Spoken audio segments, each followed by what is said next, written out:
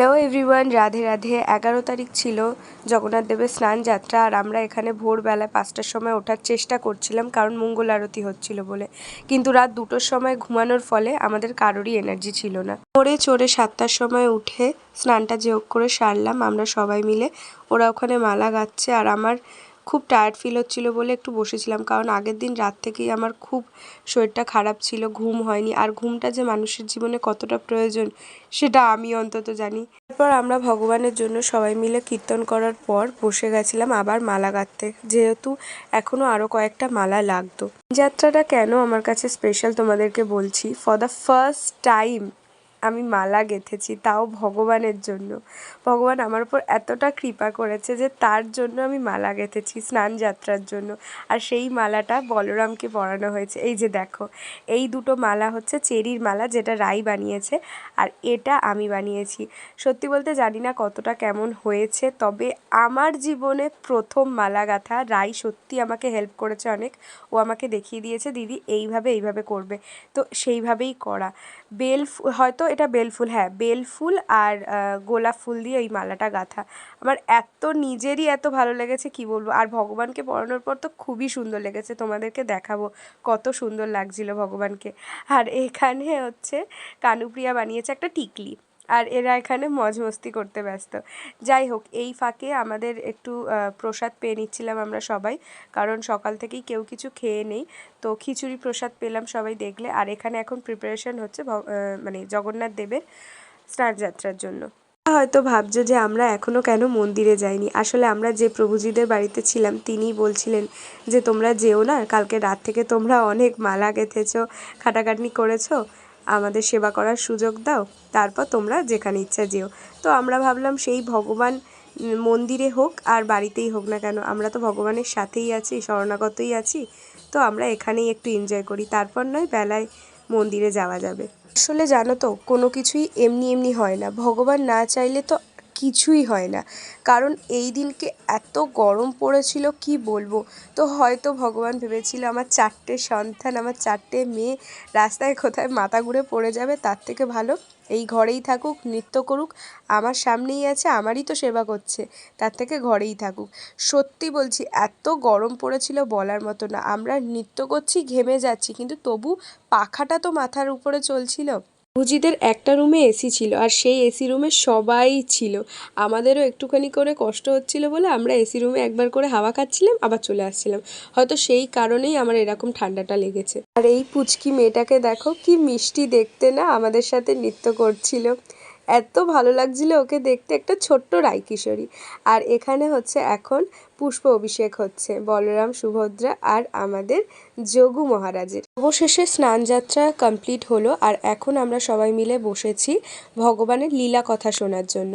আমরা জাস্ট বিধ্বস্ত হয়ে গেছি নৃত্য করতে করতে। তারপরেও ভগবান আমাদেরকে এনার্জি ভরে ভরে দিয়েছে, মানে তখনও আমাদের এনার্জি ছিল, কিন্তু অবশেষে ভাবলাম যে না, একটু রেস্ট নেওয়া দরকার, তাই একটু এসি রুমটায় এসেছি। আর এসি রুমের হালাতটা দেখো, সবাই এখানে বসে আছে, আর এই এসিটা মানে কালকের রাত থেকে চলছে। তো আমরা একটুখানি শুয়েছি, তো রাই এখানে হালকা ঘুমিয়ে পড়েছে, না হয়তো ঘুমাইনি, একটু চোখ বন্ধ করেছিলাম, মানে একটু রেস্ট নিচ্ছিলাম আসলে।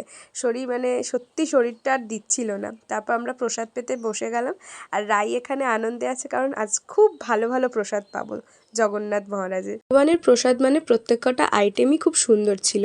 তো প্রথম পাতেই পড়ে গেছিলো হচ্ছে একটা মিষ্টি অন্ন, জানি না এই অন্নটা কিসের বা কেমন বানিয়েছে, তবে খুব মিষ্টি ছিল খেতে। আর তারপর হচ্ছে পড়েছিল বাঁধাকপির পকোড়া, ওটা হচ্ছে পটলের দোরমা, ঢ্যাঁড়স সর্ষে, তারপর পড়েছিল ডাল, আর এটা না কুমড়োর দানা দিয়ে কিছু একটা তরকারি ছিল, তো খুবই ভালো ছিল খেতে, কিন্তু আমি ওই বড়াগুলো খেতে পারিনি, আমার খুব টক টক লাগছিল। শেষ পাতে ছিল ভগবানের মহাপ্রসাদ প্যারা। যাই হোক, এখন আমরা সবাই মিলে রেডি হচ্ছি মন্দির যাব বলে, মানে ফাইনালি আমরা ওনাদের বাড়ি ছেড়ে মন্দির যাব। তো এখানে আমাদের সখীরা খুব সুন্দর করে সেজেছে, আর আমার তো এক ফোঁটা এনার্জি নেই, তাই আমি এরকম বিধ্বস্ত অবস্থায় সেজেছি। আর আমার পিছনে বলতে পারবে কে? ভিডিওটা যে ভালো করে দেখতে পাবে সে জানতে পারবে আমার পিছনে কে ছিল। যাওয়ার আগে ওনাদের বাড়ির মন্দিরটা তোমাদেরকে একবার দেখিয়ে দিলাম। আর আজকের জানো তো রেড মুন ছিল, এই মুনটা আসলেই লাল হয়ে গেছিলো, আমরা প্রত্যেকে দেখেছি। ক্যামেরা ভালো নয় বলে তোমাদেরকে আর দেখাতে পারলাম না ভালো করে। তারপর যেই প্রভুদের বাড়িতে গেছিলাম তার মামা বাড়ি ছিল ওটা, তো তিনি আমাদেরকে এই আইসক্রিম ট্রিটটা দিল।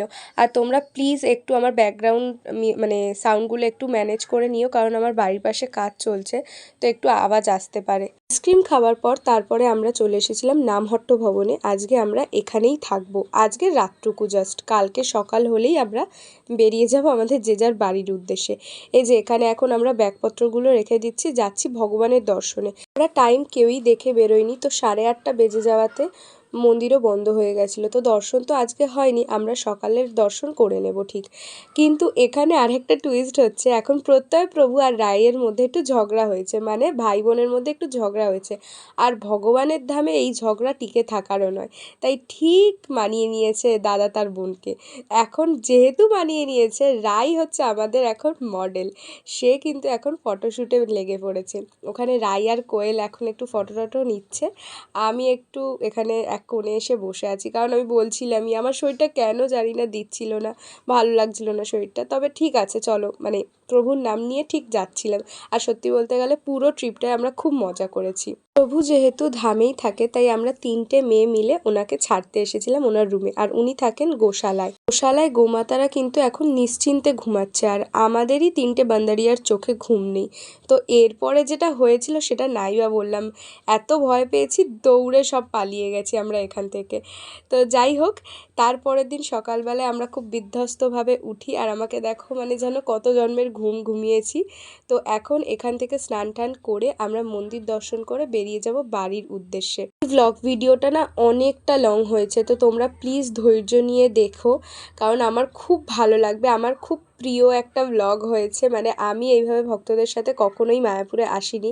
তো একটা গোটা 3টে দিন বা হাফ দিন, 2.5 দিন বলো না কেন, মানে এত সুন্দরভাবে কাটিয়েছি কি বলবো। আর যতবারই ভগবানের কাছে আসি মনে হয় আবার কবে আসবো, আবার কবে আসবো।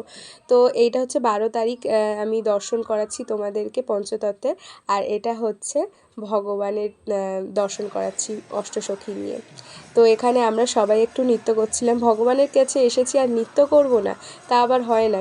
ভালোভাবে দর্শনের পর আমাদের পেয়ে গেছিলো খিদে, কারণ যতই হোক খিদে তো আর আটকানো যাবে না।